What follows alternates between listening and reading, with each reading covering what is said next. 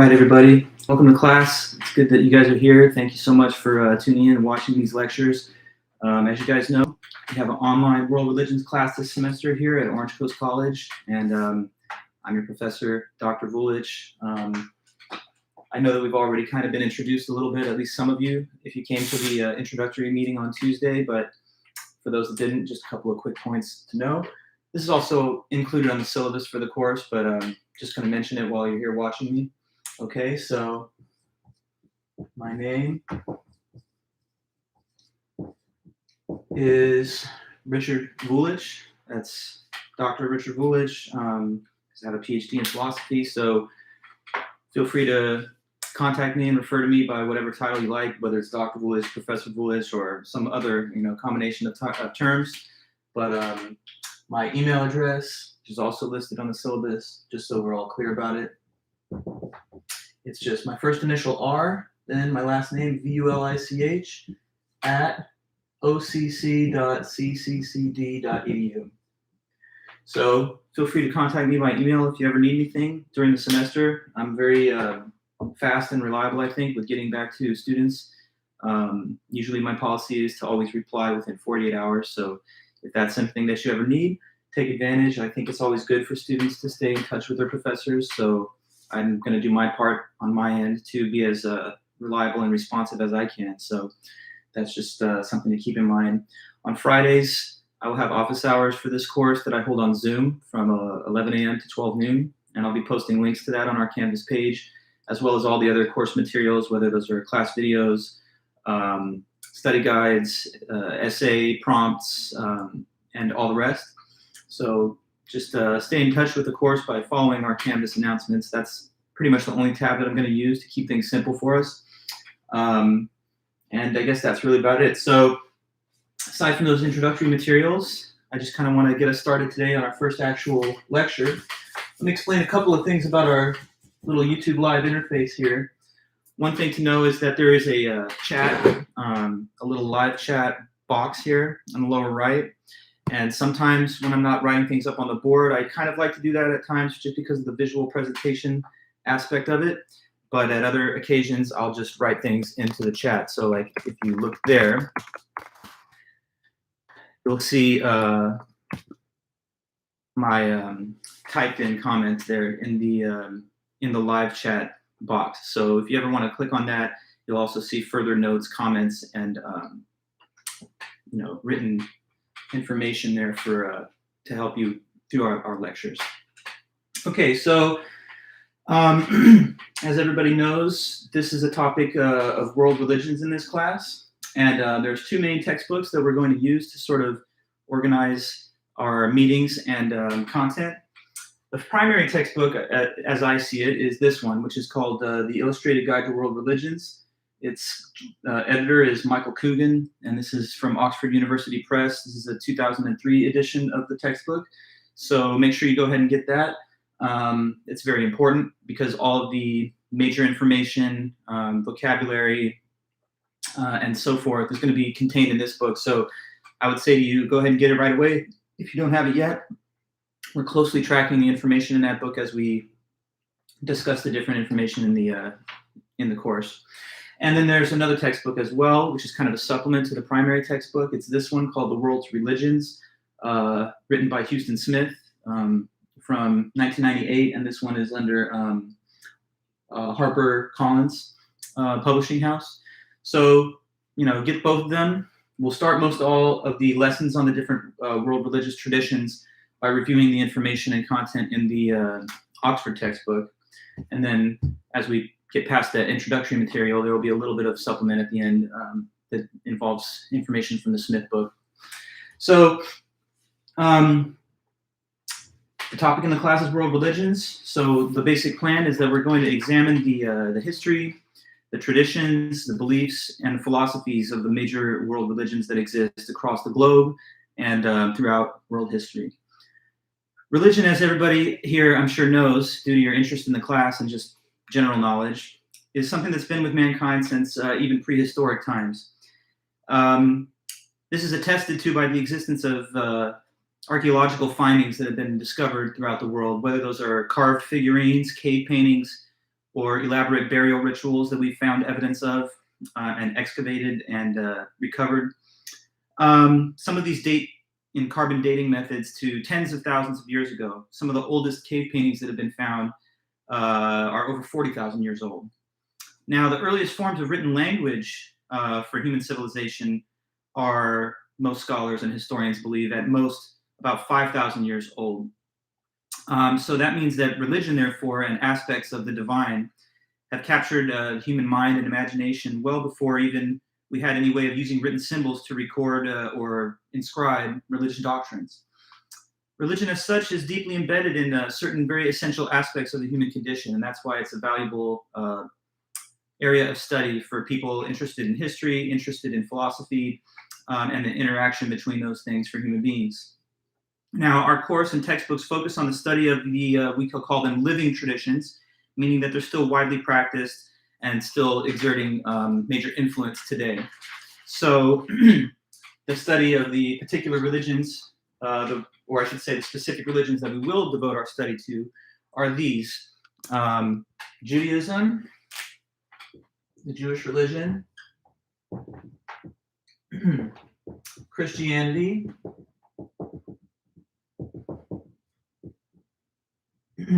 Islam,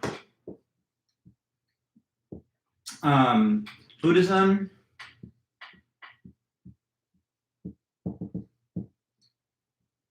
okay, and then we will also have the Chinese religious traditions, including, we call it Chinese traditions because there's a few different religious ideas and movements that can fall within the scope of that broader category. For example, Taoism and Confucianism, and Chinese applications of Buddhist philosophy. And then we will also talk about Japanese traditions, including the Shinto religion.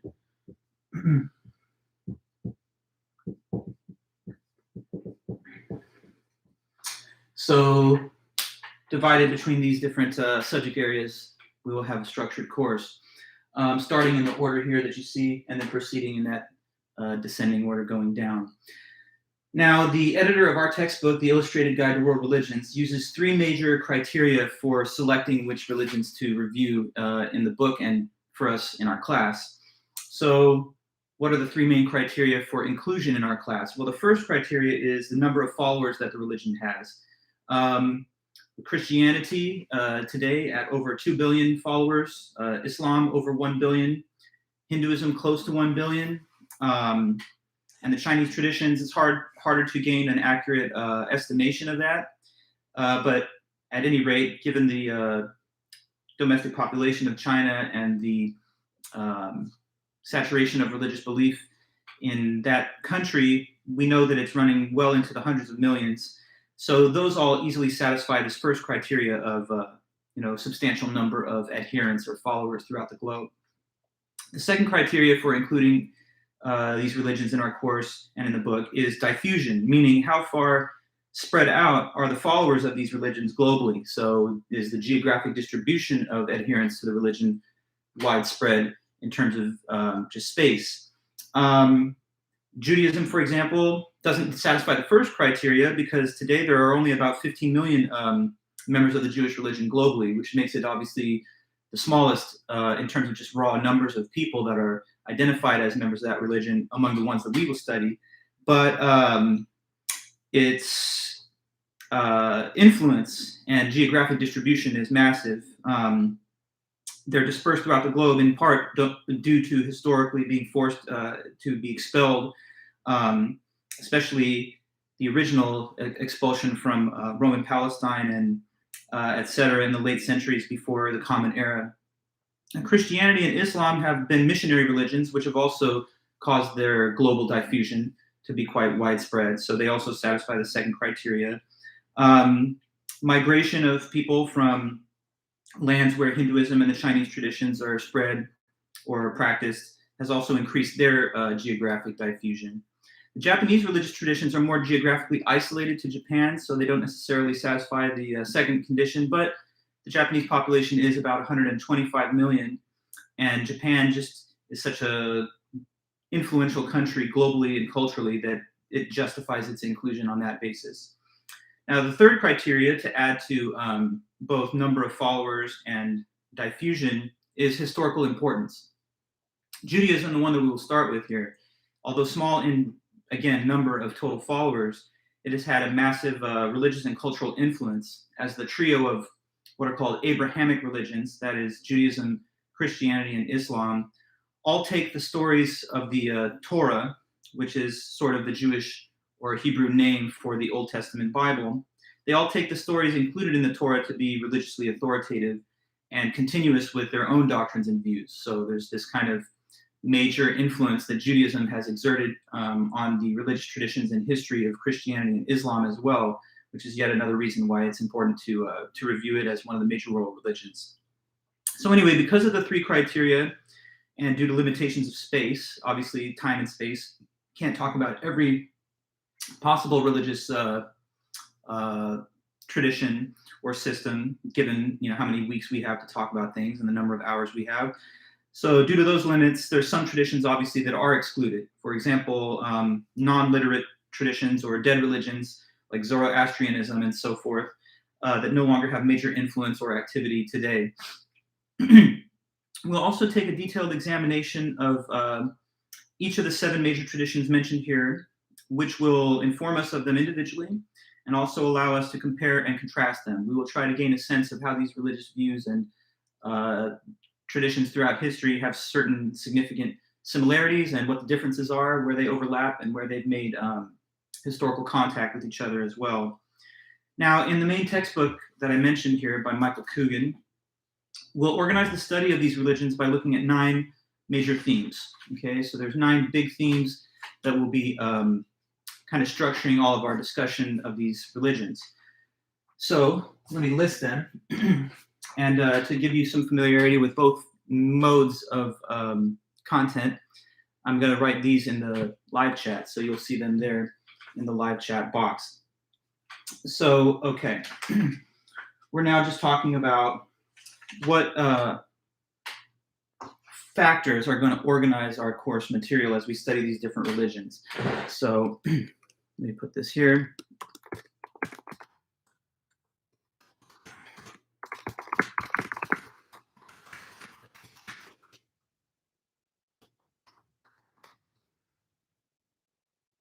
Okay, so what I put there is just a subject heading for the notes that I'm about to write in the box. It says 9 areas of focus for the study of the world religions. First, number 1, it's origins and historical development.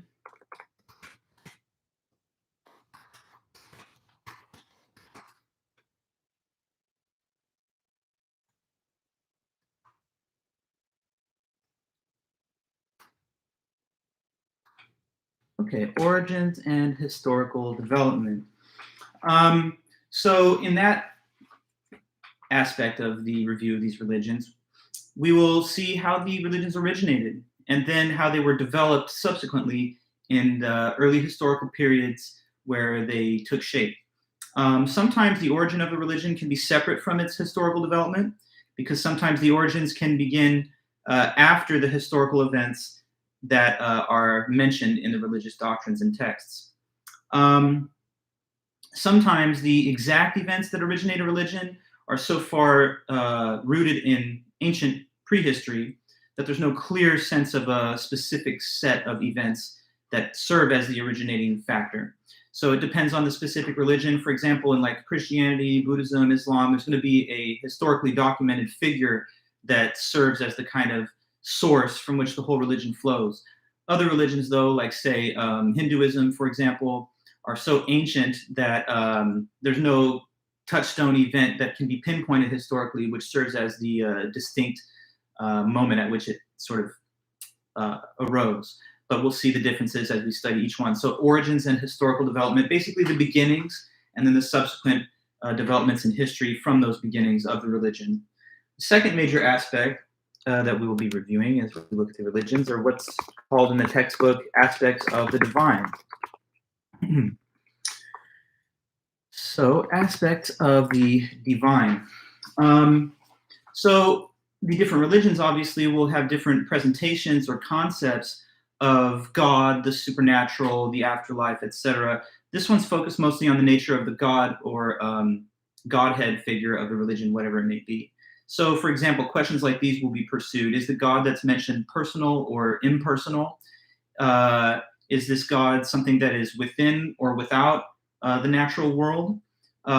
Is this a system of religion that believes in a single creator God, like monotheism, or does it rather believe in the existence of polytheistic multiplicity of gods? So all those things have to be examined and considered, aspects of the divine. That gets us into a deep understanding of the essence of the religion. A third factor to focus on, and we will, are the sacred texts of the religion. So, for example, to fill in that area, we'll be asking like what writings or sacred literature exists that corresponds to this religion. Are these writings thought to be revealed by God himself or divinely inspired? And we will just see, a whole variety of possible religious texts, whether this is the Bible, the Torah, the Quran, the Vedas, the Tao, etc. Now, we'll also study a fourth area, right? So that is sacred persons. Sacred persons, meaning who are the founders, if any, of the religion? Like in the Abrahamic religious triad, we have Abraham, notably in Judaism and to some extent in Christianity, revered figures like Moses are also seen as some establishing figures in the beginnings of the religion. Of course, there are sometimes prophets. In the case of Jesus Christ, Buddha, Muhammad, we see people that are very central to the practice of the religion that are absolutely necessary to mention if you're going to gain a sense of what the religion says and what it asks us to do. There are often venerated figures as well, whether those are scholars, teachers, saints, and others that are celebrated and honored in the religion. So we'll want to know who are the conspicuous figures that can be identified with the religion, both throughout history and in the current day, if possible. Well, a fifth area of focus as we study these ideas and religions is ethical principles.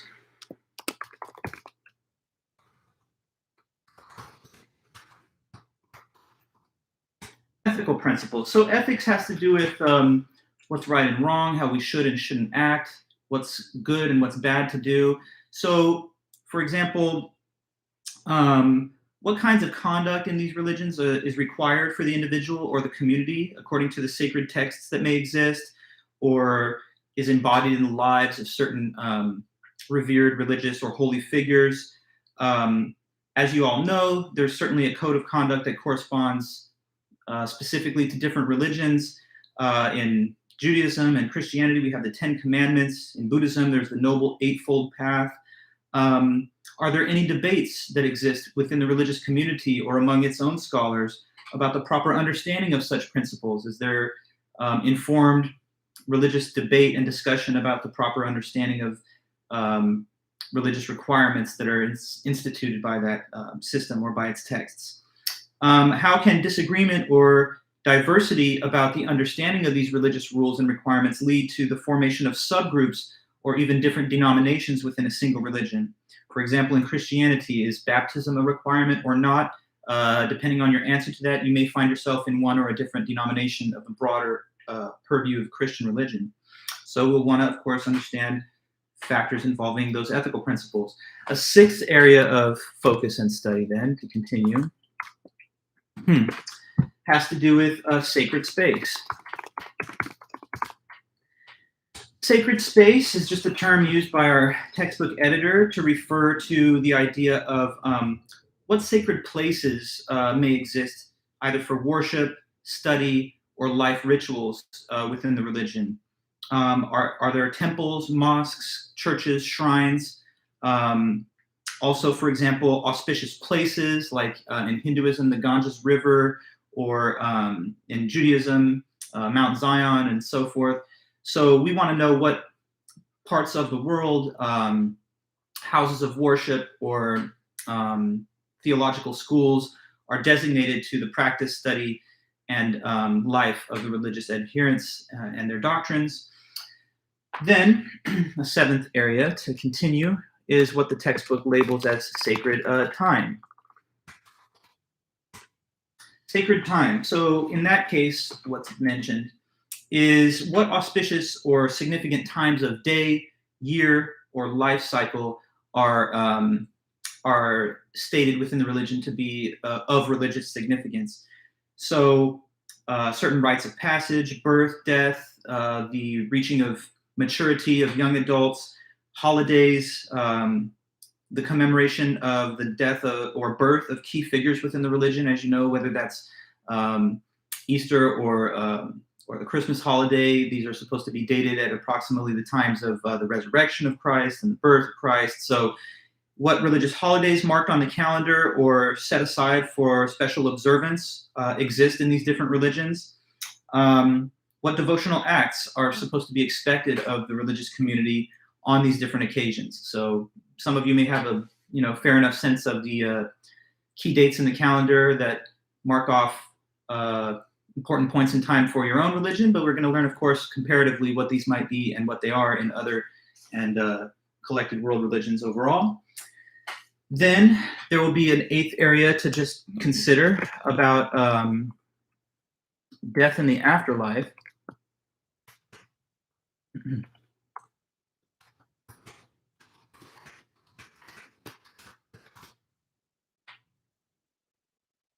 Okay, death and the afterlife.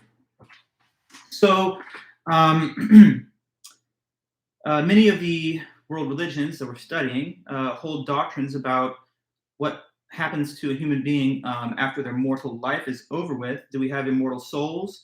What is the condition of the immortal soul in the afterlife? Is there such a thing as hell, heaven, purgatory, reincarnation?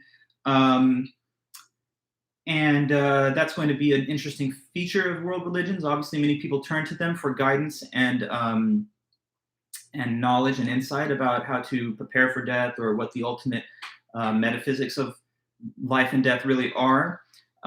Interesting and notable is that Judaism is kind of an exception to this, which doesn't place much emphasis at all on the question of whether we have immortal souls or whether there is an afterlife, although there are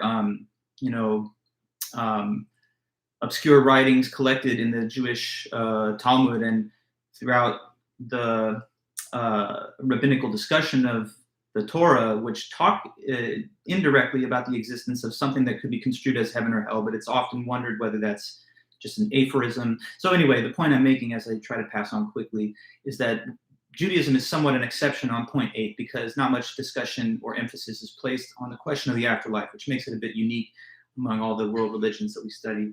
And finally, a ninth and final factor to focus on in our course and in the review of each religion is the nexus of interaction between society and religion. Society and religion. So, for example, questions like these can be pursued. How does the religion deal with or adapt to the influence of society and changing social norms?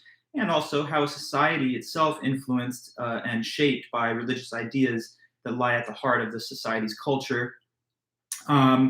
Sometimes, as you know, progress in society puts challenge or pressure to certain received or traditional religious ideas. So we'd like to understand and examine how those interactions have played out throughout history and how they continue to inform the development and practice of the religions today and into the future. So with these 9 points of consideration mentioned, we'll then just kind of start to use that as our structure for examining the different religions going forward, starting now.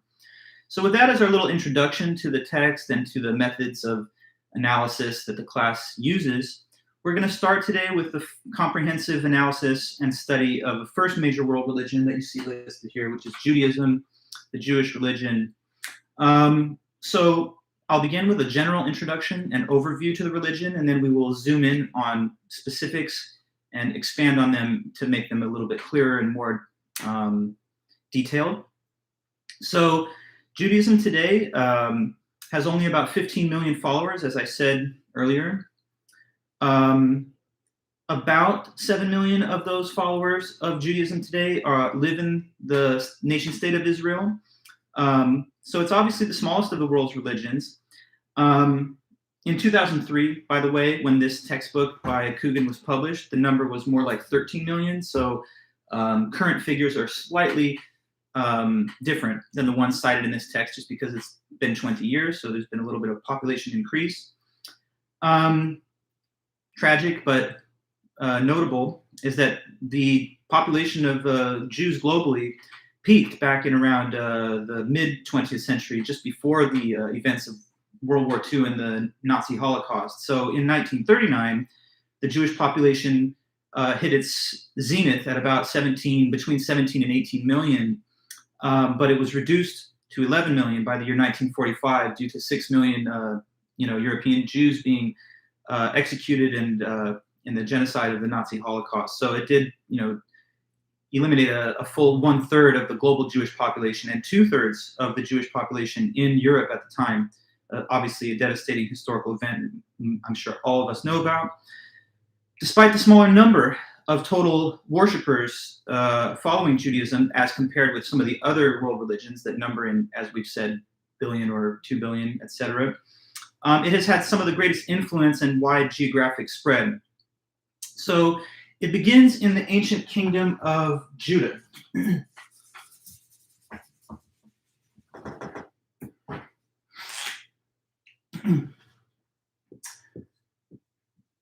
So this ancient kingdom was established by the ancient Israelites, and it ended after a time period from about 1200 BCE until 586 BCE, when it fell to Babylonian conquest. So in 586, this is just a key date. 586, before the Common Era, sometimes simply abbreviated as BC, but we have BCE to be fully definite there.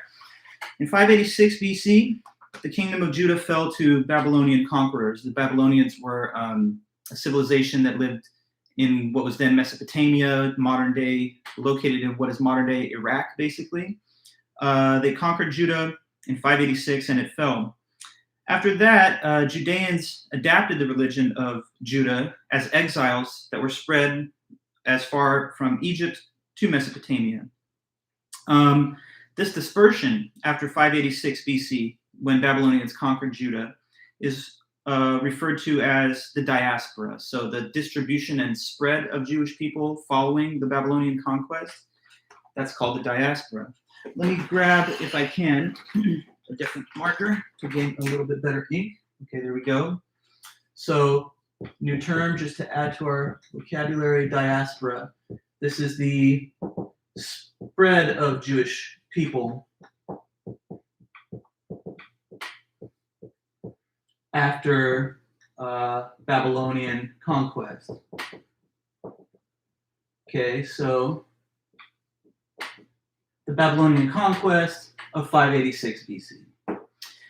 The diaspora exists, of course, still today, but its original reference is dated to that historical event. The diaspora spread Judaism to most corners of the world and has thus influenced and been influenced by its host cultures globally. Now, there are, according to many scholars, three core elements of Judaism as a religion: God, Torah, and Israel. So three core elements of Judaism.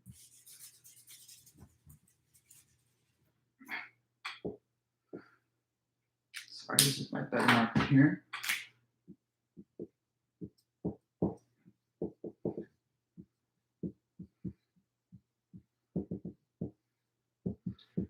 God, Torah, and Israel. By the way, you see my cat, okay? I have two cats. They're very cute and lovable. One is like hiding behind this board right now. She's just playing, so you might see her pop in and out of the frame. If that happens, it's just kind of entertaining for you, but not to worry for all of us and for our purposes. So, okay, God, Torah, and Israel. Three main aspects of the Jewish religion. So about the point on God, right? The first element there. Judaism is sometimes considered to be the oldest monotheistic religion. Monotheism, important point to note. Let me add this to the digital chat here. I'm sure a lot of you guys know what monotheism means, but I'll just let you know to make it clear. Monotheistic means a believer in one God, right? That there's only one God that exists, that there's a single creator God, not many gods, not a multiplicity or diversity of gods, but one only. Mono means one, like a monogamous relationship, one partner. And theism is the belief in God or the existence of God, so the belief that there's only one existing God. Judaism is sometimes considered to be the oldest, so I'll put that in the chat again, sorry. Okay, the belief in one God as opposed to polytheism, which is the belief in multiple gods, like a polyamorous person takes multiple partners, and so multiple gods, polytheistic. Judaism is sometimes considered to be the oldest monotheistic religion. God, they say, according to the religion, is one God, universal, eternal, and the creator and the ruler of everything that exists. This is an idea, of course, that's not only found in Judaism, and I'm sure everyone knows that's also a common idea in the religion of Christianity and Islam, to mention a few others that we'll talk about. Now, the belief of the Jewish religion is that God entered into a special covenant, like an agreement, therefore, with Jewish people. So covenant is an important concept also to understand the inception of the Jewish religion.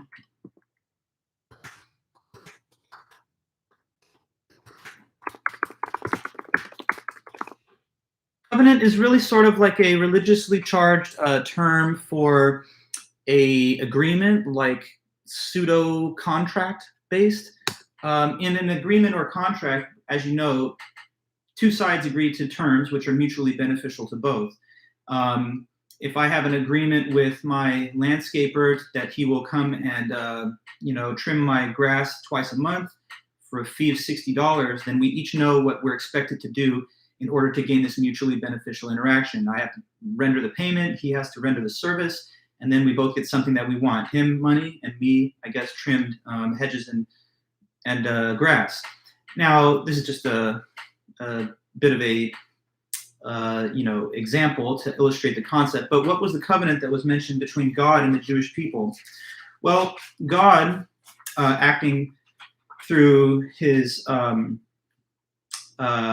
emissary Abraham, really, disseminated the message to the Jewish people that they must act as a light to the nations, which is, by the way, mentioned in the biblical scripture Isaiah 49:6, and that they must obey his laws and commandments. If they act as a light to the nations, spreading the word of God and the adherence to his laws and commandments, then in exchange he would show favor and care for the Jewish people and give them the sacred land of Israel where they could be protected and flourish. Now, Jews therefore believe that they must obey these divine laws and teachings. And these divine laws and teachings are contained in the second major core aspect of Judaism, which is called the Torah. The ethical and ritual commandments that are found in the Torah are called, in Hebrew, mitzvah. So let me just put that here in the chat.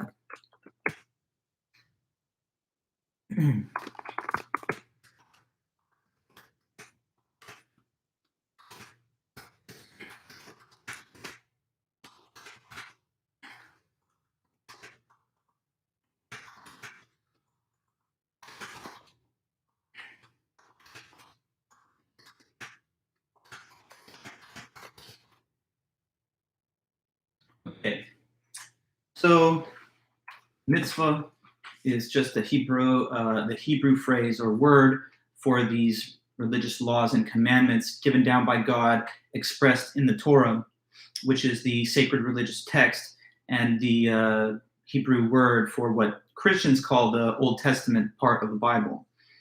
Now to the third major aspect of Judaism, Israel. Israel, the word, today, many of you just think of the political nation state of Israel that exists over there in the Middle East, near Palestine, Lebanon, Jordan, and other countries in that region. But throughout world history, it's been described in various ways, sometimes as a people, a nation, a political entity, a culture. But even though this ambiguity does exist in the clear understanding of the term, it is pretty well agreed that Judaism was born as the religion of a specific nation state. And that's an interesting and perhaps unique element of it. The concept of a land in which the followers of the religion would dwell and live is core to the religious identity and concept of Judaism itself. Now, since the early days of the Kingdom of Judah, Jews for much of history had to live in exile from a central homeland. So therefore, as a people in exile for so long, the Jewish community has developed a strong ethic of solidarity and shared history. That's become, again, a hallmark of Jewish identity that persists to this day. Now, the legendary past of Jewish history is described in the early books of the Torah, or we could say the Old Testament Bible. It says there that God created heaven and earth, and this creator God then entered into a personal covenant with a man named Abraham. So just another important key figure in the development of this religion, and in fact, the whole trio of Abrahamic religions that we will fully discuss later, that is not just Judaism, but Christianity and Islam. Abraham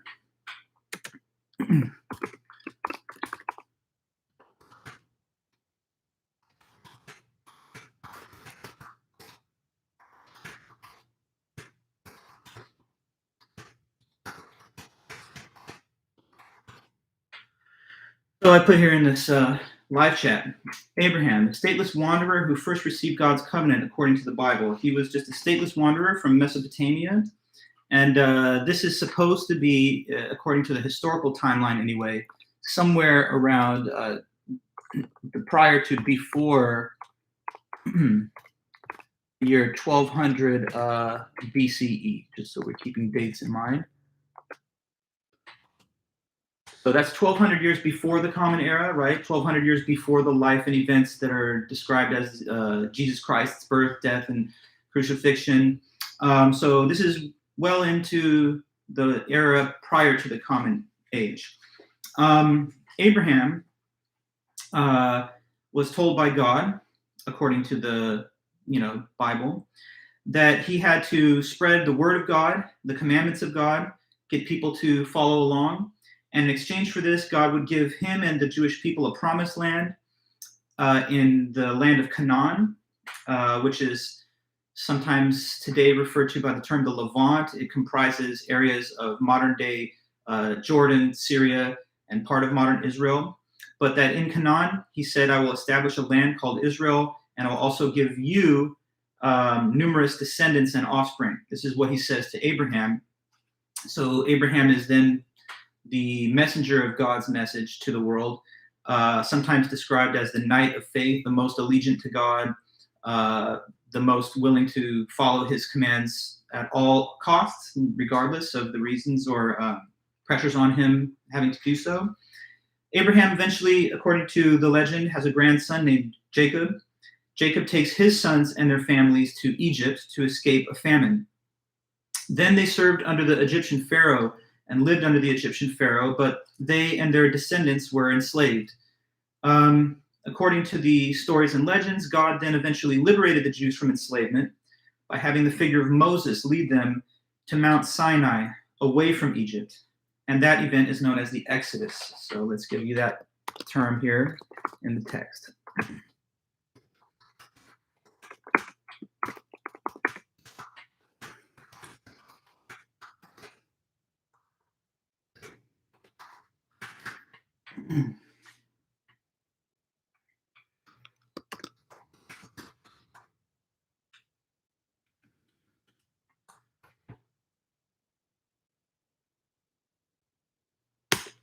Okay, so Exodus, the migration of Jewish people led by the figure of Moses from Egypt to Mount Sinai. So at Mount Sinai, the Bible, the Torah, and the Quran all agree that Moses received the Ten Commandments from God. According to one written account of it in the Bible, there's a stone tablet that is inscribed by God and the Ten Commandments then appear on it written. Historically, we can see this as around the time of 1200 BC, when the Jewish ethno-religious group came to believe that they had all entered into an eternal covenant with God to obey his commands in exchange for his care and support and protection of the state of Israel, where they would then live. Now, eventually, under Moses' successor, Joshua, the Israelites, as they were then known, entered and conquered the land of Canaan, which I say today encompasses modern Lebanon, portions of southern Syria, and modern Israel. After having conquered the land of Canaan, and believing, of course, that they had this mandate given to them by God to live according to the various mitzvah of God, the 12 tribes of Israel united to form a single nation state, and they determined that they should be led by a monarch. So the first monarch of the kingdom of Israel, of Judah rather, was led by King Saul.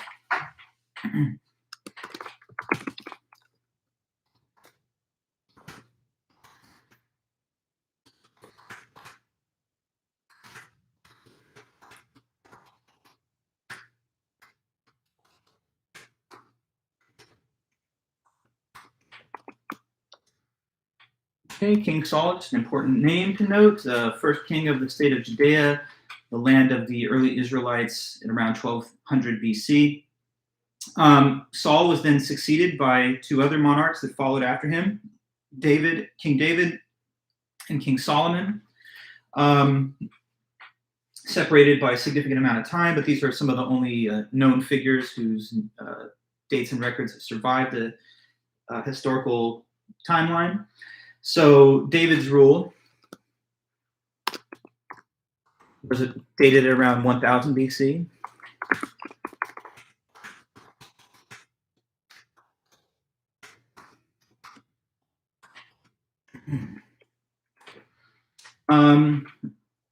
And then the reign of Solomon begins in about 960 BC. So King Solomon, another.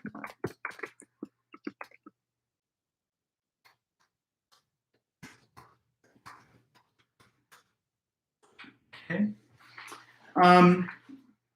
Now, the reign of David and Solomon is revered in Jewish history and tradition as a kind of historical golden age for Jewish aspirations, when Jewish thought, religious practice, and life was able to flourish free from persecution, and life was good.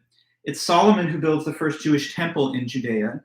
This is, the first major center of worship and devotion to the Israelite supreme creator God. Now, that's just a brief introduction to Judaism. That's related to intro. Now we're going to examine the aspect of the origins of Judaism in even greater depth and detail. So historically speaking, the earliest known reference to the Israelites is found on an inscription that was erected by the pharaoh Merneptah of Egypt, who ruled from 1213 to 1203 BC. This inscription, which is found in an archaeological excavation, refers to an ethnic entity named Israel in the highlands of Canaan. So there is therefore some, established historical archaeological evidence for the existence of Jewish people called by this pharaoh, or the inscription found related to his archaeological site, as people of Israel. So that shows that there's not just legends and myths surrounding the inception of the Jewish religion, but there's some verified, documented, traces of evidence that did exist. For the next 2 centuries, between the year 1200 and 1000 BC, sometimes that's called Iron Age 1. I don't know, just an interesting term and concept to mention, so I'm going to put it here. Iron Age 1.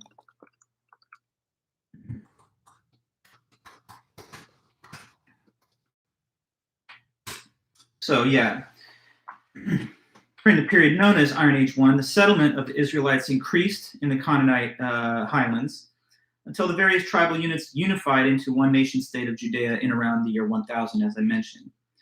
Now, this state of Judea persisted until 586 BC, as I mentioned earlier in the overview. That is when it was conquered by Babylonians. Another piece of archaeological evidence of the existence of the early Israelites is an inscription that dates back to the 9th century BC, which was found in northern modern Israel, which makes a vague reference to the figure of David as the founder of a dynasty. So there is some scattered archaeological evidence for the events attested to in the legends of early Jewish history. But nonetheless, and this has to be mentioned in an academic study of the material, there is very scarce archaeological evidence to confirm various legends of the glorious golden age of unified Israelite monarchy. As I'll read to you from the textbook, they discuss this point on page 21 on the right column, where it says, the discipline of biblical archaeology was founded in the 19th century in order to demonstrate the veracity of the Bible. To a certain extent, it has been successful. Much more is known now about the world in which the biblical history of Israel is set, and certain features of that world can be seen to form the conceptual framework of the biblical account. However, the Bible's theological interpretation of Israel's story remains at best uncorroborated and at worst actually contradicted by archaeology. For example, the thousands of ancient texts uncovered contain no mention of Abraham or other ancestors of Israel, nor of Moses, nor of an Israelite sojourn in Egypt. Neither the conquest of Canaan by Joshua nor the glories of David and Solomon have been archaeologically attested to. The tendency nowadays is to regard the biblical and the archaeological records as two separate entities, and the extent of their relationship remains the subject of lively debate. So we know that there are historical records and evidences that attest to broad claims and stories contained in some of the accounts of early Jewish prehistory. But there's also some legendary and perhaps mythical elements to it, and the extent to which these two things could be divided is still debated by historians, scholars, and archaeologists today. So I'm telling you, can't take unconditionally the claims of historical veracity of all of the earliest accounts of Jewish history, but we do know that somewhere in the middle between absolute historical accuracy and pure legend is the truth. Okay, now what is generally claimed, though, is that after the death of Solomon, the kingdom of Judea split into two rival states, Israel in the north and Judea in the south. So Judah now splits into Israel and Judea. Eventually, another notable historical event marks the timeline. In 722 BC, Israel in the north is destroyed by Assyrians. So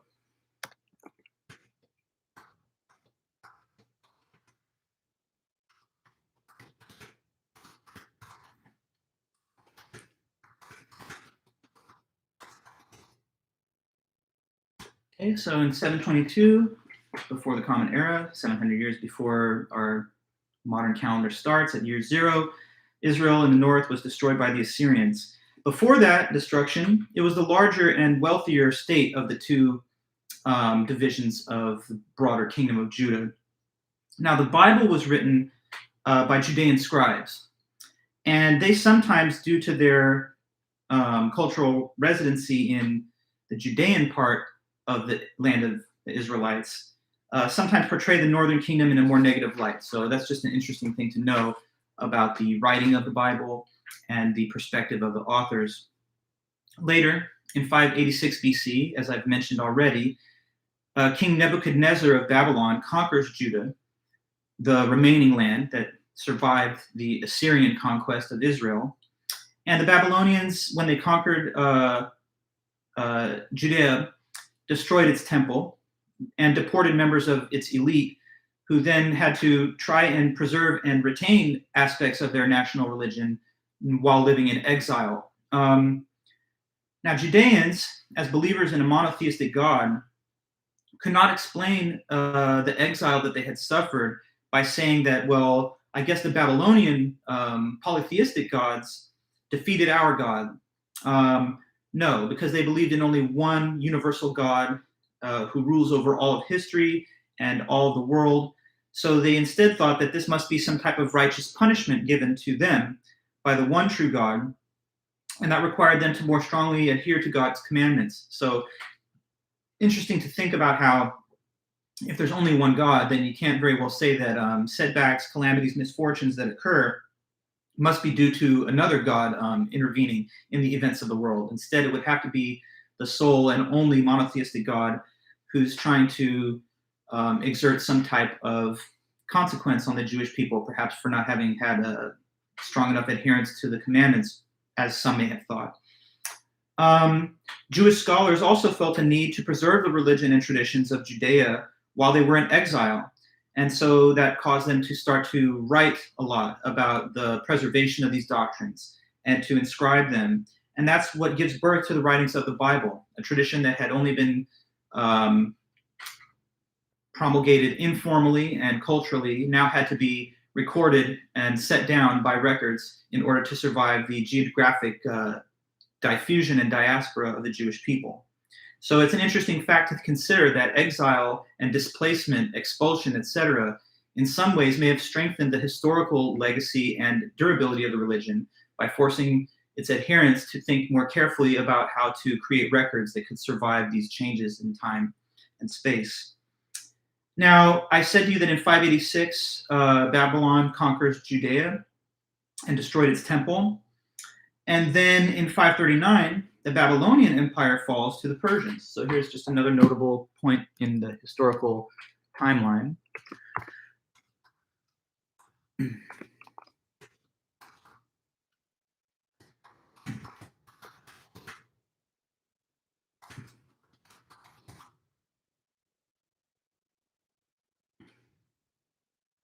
Okay, so 539 BC, the Babylonians were conquered by the Persians, and that's after the conquest of 586. Let me scroll up here and see, did I put that in the... So let me just do this, because I want the notes to reflect the sequence of events. Since I spoke about it, but I didn't add it to the chat, I'm going to do that again. So at 586, so we don't skip that key event.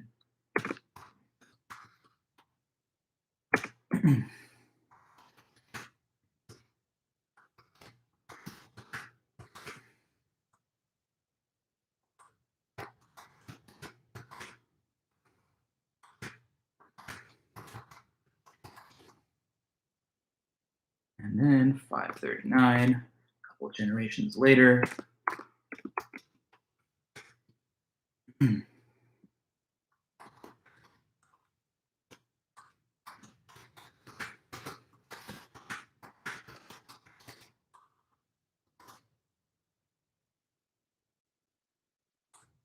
Okay, so 586, Judea conquered by the Babylonians. After the earlier conquest of Israel part of Judea by the Assyrians, 586, the remaining portion was conquered by the Babylonians. In 539, that was then conquered by the Persians. And I'm sure this is obvious, but I just don't want to make it unclear to anybody. The reason these dates are getting to be smaller numbers as history goes forward is because we're making progress towards year zero from the distant periods before that, as I guess you would understand. So the Babylonian Empire then is itself in turn fall to the Persians. Persians then decided, let us allow some of these Jews that had been exiled under the Babylonian conquest to return and to restore some of their religious practices. So Jews did do that, and they rebuilt the destroyed temple, and they rededicated it in 513 BC. So 513, before the Common Era.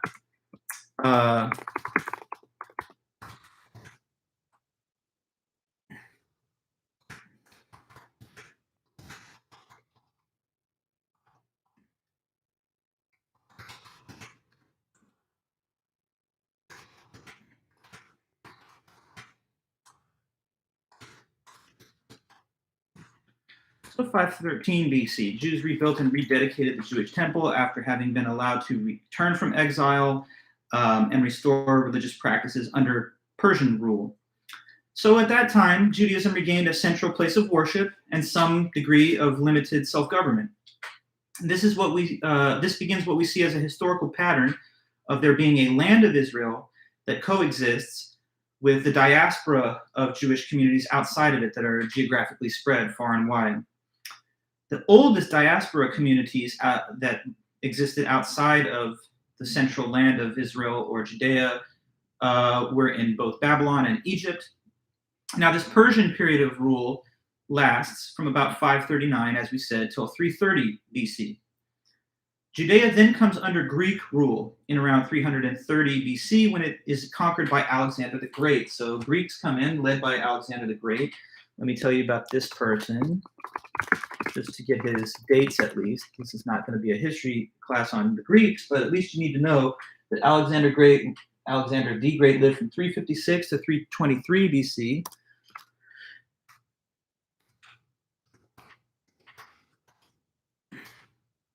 Okay, famously, he was a student of Aristotle, who was a student of Plato, who was a student of Socrates. This is like a lineage of great classical ancient Greek philosophers.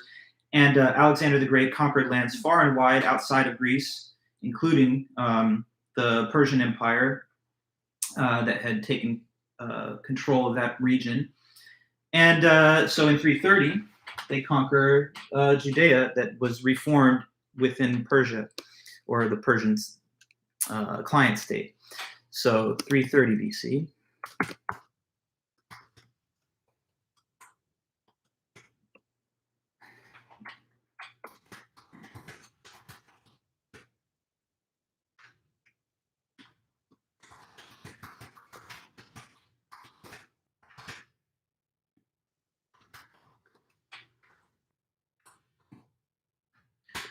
Okay, so you see that Judea just kind of keeps getting overthrown, conquered, and then the political and cultural situation of the people there has to adapt. Judea then comes under Greek rule. The policy of the Greeks was called Hellenization, which meant to make more Greek the conquered lands that they took control over. So this policy I'm putting here, Hellenization.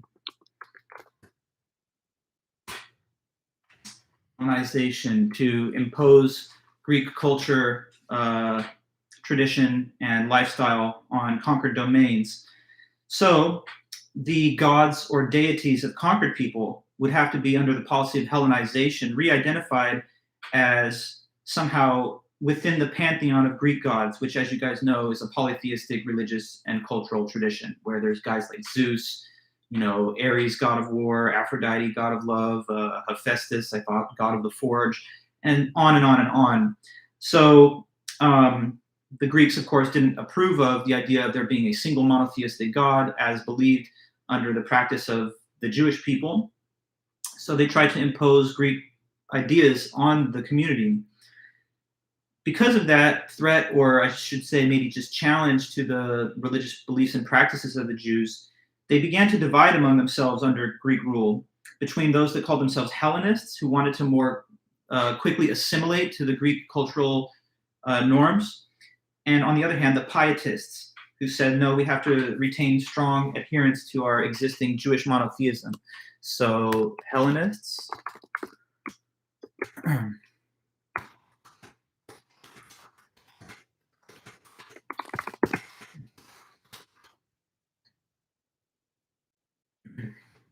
And Pietists.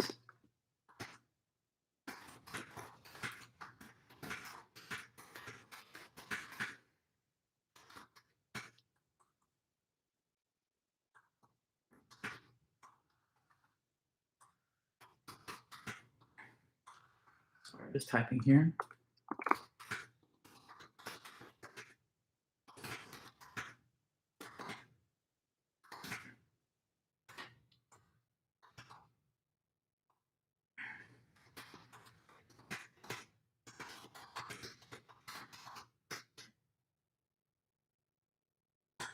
Okay, so just a little definition briefly stated there of the two types of reaction to Hellenization and Greek rule.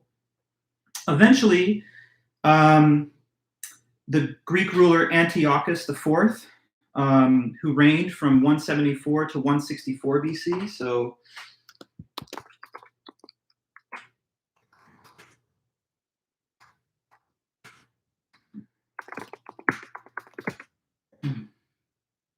175 to 164.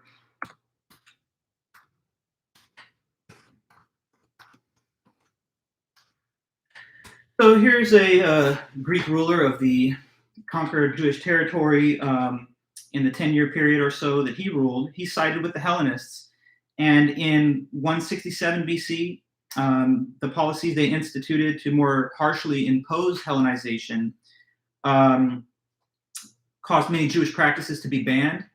And they went into the Jewish temple that had been rededicated and erected an altar of Zeus to kind of make a statement that, this is a Greek culture and society. And if you're going to be practicing the worship of any deity, then you're going to have to make it be Zeus, the godhead of the Greek pantheon of gods. But that didn't sit well with all of the Jewish people. And so in 164 BC, the Pietists rebelled and they rededicated the defiled temple.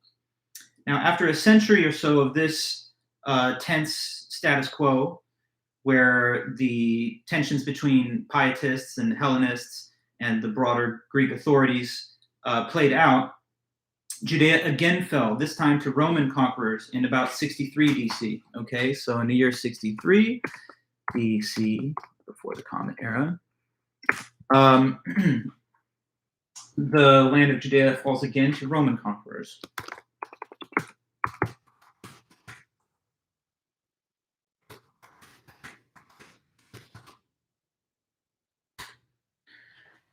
Okay, so that's just a little bit more insight and depth into the question of Jewish origins. Now let's speak more towards the next core area of evaluation, which is historical development.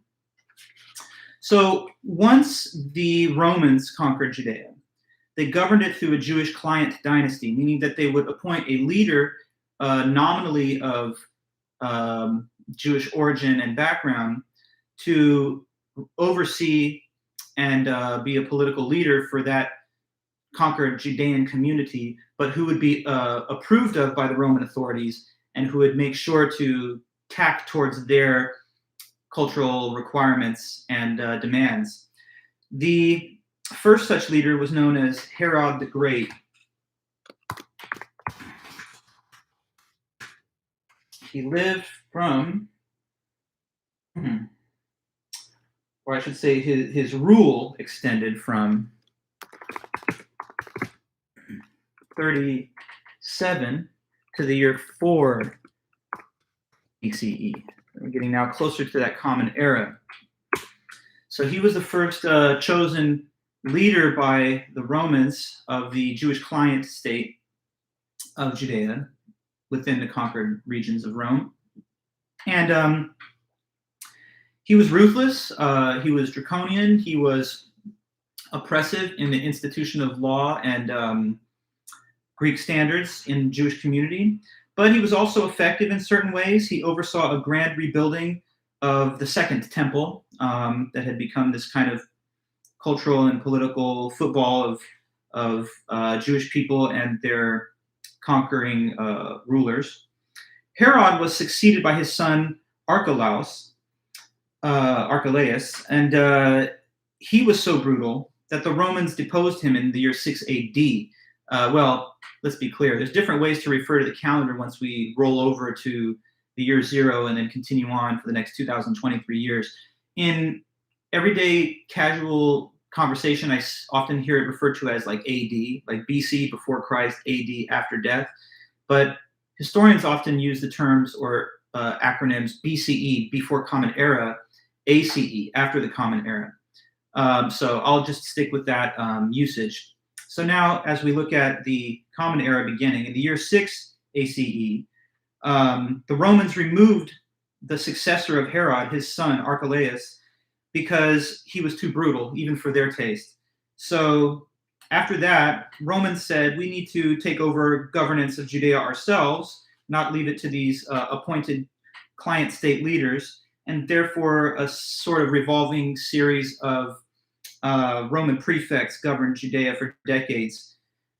Now, eventually in the year 66 ACE, the Jewish people rose up against this occupying force as they saw it, and that's what started the first so-called the First Jewish War. So 66 ACE, Common Era.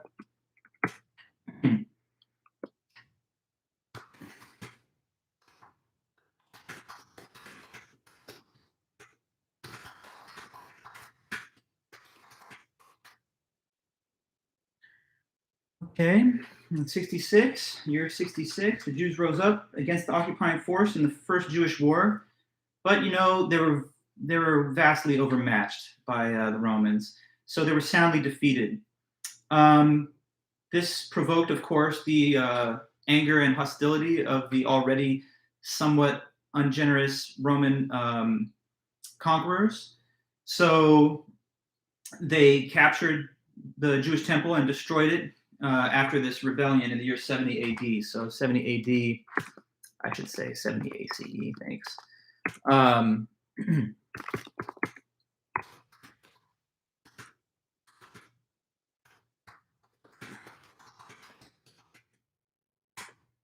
Okay, so Romans destroyed the rebuilt Jewish temple, again to send a message that we're not going to permit the existence of these religious practices and cultural beliefs that are somehow a threat to Roman hegemony. So a new tense status quo persisted for a few generations, and then another attempt was made at rebellion and war by the Jewish people against the Romans, which is called the Second Jewish War. So that happened between the years of 132 and 135 ACE.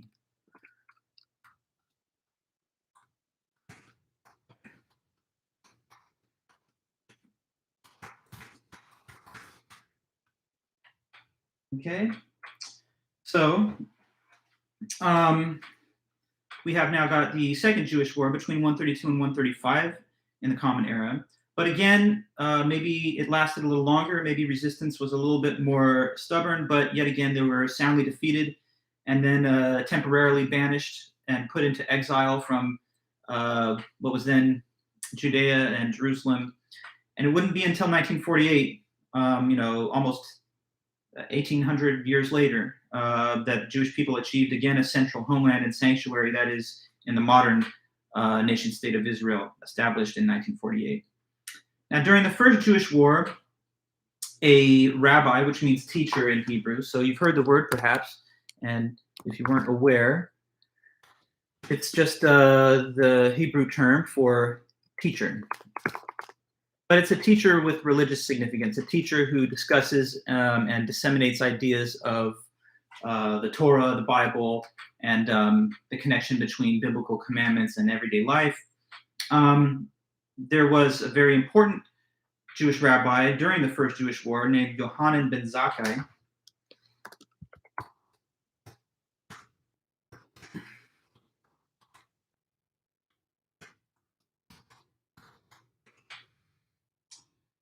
So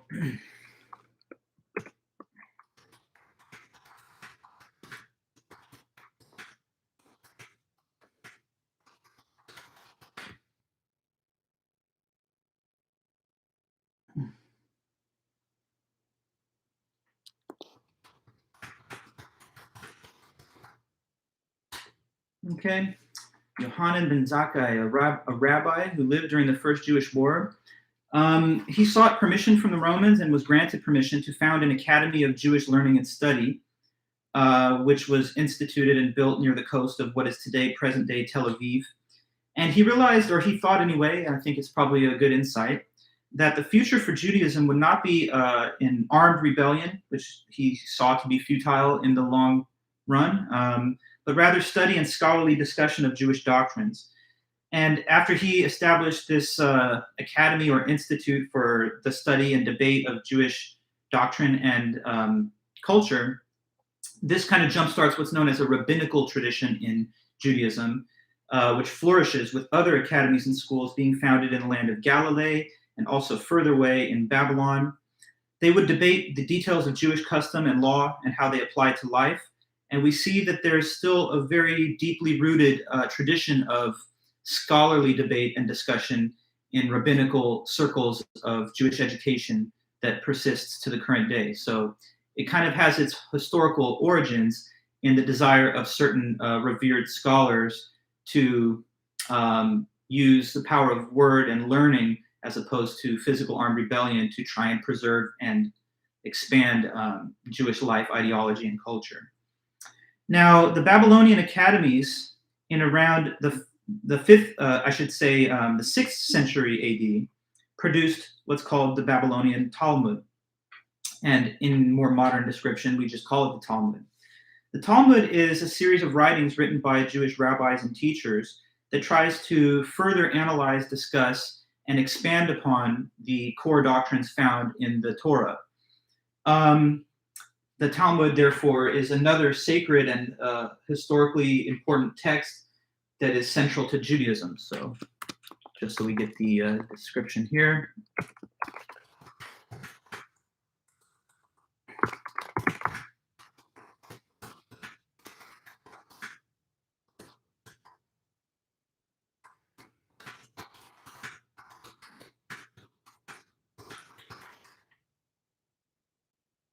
Okay, so the Talmud, a collection of rabbinical writings analyzing Jewish custom law and their application to society.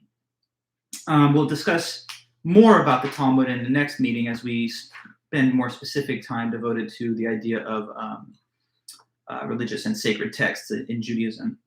After the Second Jewish War that we've mentioned just now, Judaism entered a long period of scholarly research in the rabbinical schools, during which they were struggling to endure as a minority in often hostile majority cultures. So that's another hallmark of Judaism, aside from brief time periods where a central homeland of Israel or Judea existed.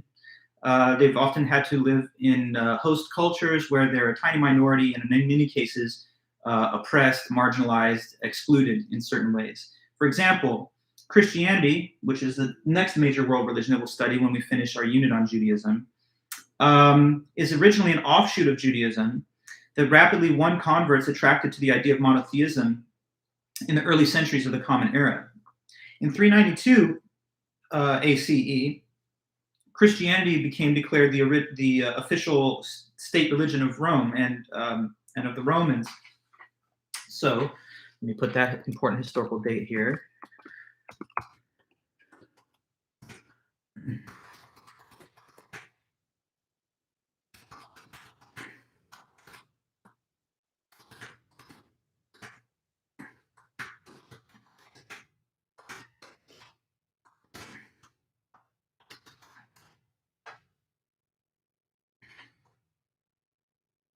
Okay, so in 392, after the Common Era, Christianity is declared the official state religion of Rome.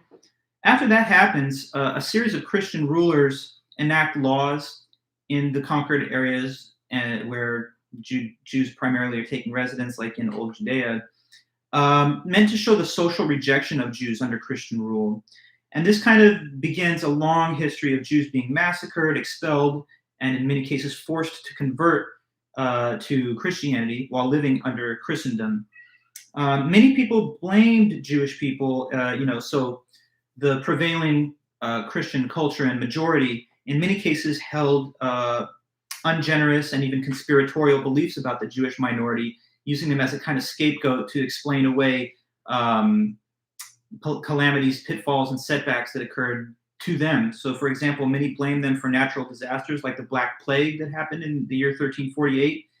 Jews were excluded from many professions and not allowed to practice trades, so that forced many of them into work as merchants and moneylenders, people that don't necessarily work a trade or craft, but rather just sell things or lend money to borrowers. Under Christian scriptural requirements of the time, the idea of usury or taxation on lended money was considered impermissible. So it would fall then to members of the Jewish community to act in that role because it wouldn't strike as contradictory to their professed religious beliefs.